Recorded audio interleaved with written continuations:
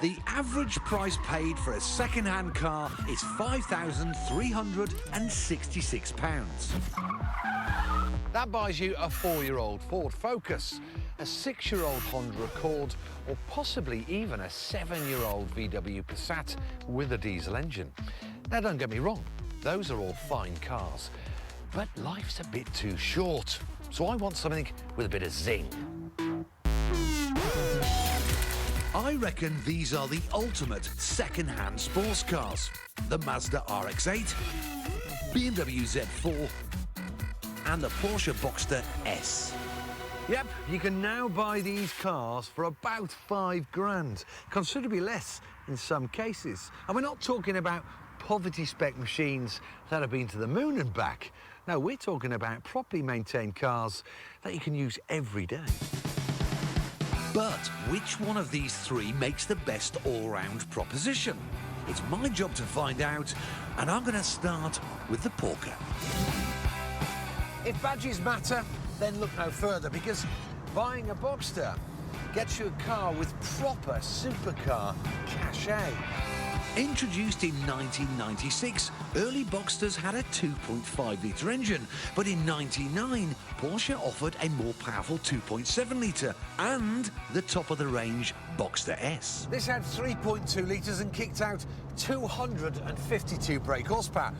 And believe it or not, the S variants are now kicking around for £5,000.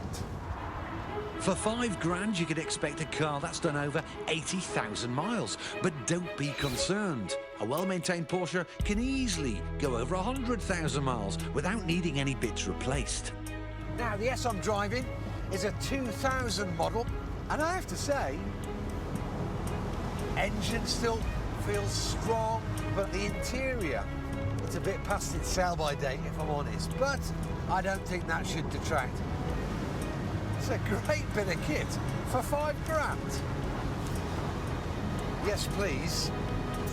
But a neglected one could be expensive to fix because the mid-engine is hard to access, so check for a service history. Fortunately, Porsches seldom go wrong. However, there's a couple of areas to look out for. One in particular is have a look inside the radiator cap.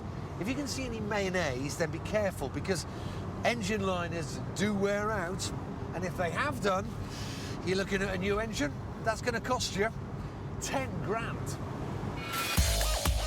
If you'd prefer to have an engine up front, take a look at my next pick, the BMW Z4. These cars have got the feel that they're just going to go on forever.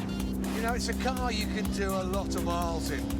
It's very smooth, very quiet, very refined, even compared to the Porsche. And I'll tell you what, the build quality is absolutely second to none. It's simple, classic, elegant. And I'll tell you what, the interior, it just leaves the Porsche for dead. The Z4 was introduced in 2003, offering a choice of 2, 2.5 and 3-litre engines.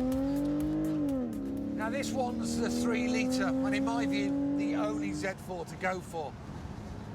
It's got a phenomenally smooth straight-six engine, probably one of the best engines ever made. There are few mechanical issues with Z4s, but you should still listen out for a tinny rattle in the engine, which suggests the Vanos timing unit could be on the way out and is going to set you back £1,000. You should also check the electric hood is in good shape, as replacements cost upwards of £3,000. Expect to pay around £5,000 for a car with 80,000 miles, but it will be several years younger than a Boxster. Oh yes. They're great. I'm loving it.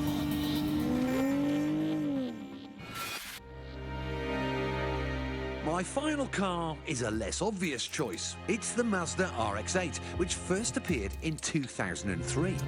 You couldn't miss it, could you? It's unlike any other sports car before or since. You know, it's got 4 seats, 4 doors, all wrapped up in this weird reptilian-like bodywork.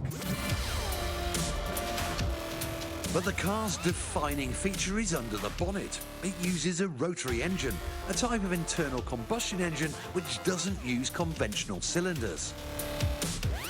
Upsides, it's It's very free revving, gives fantastic performance for the size of the engine.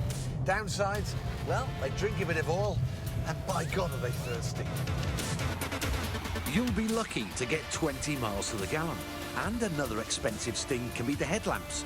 Check for water ingress, which might have fried the electrics.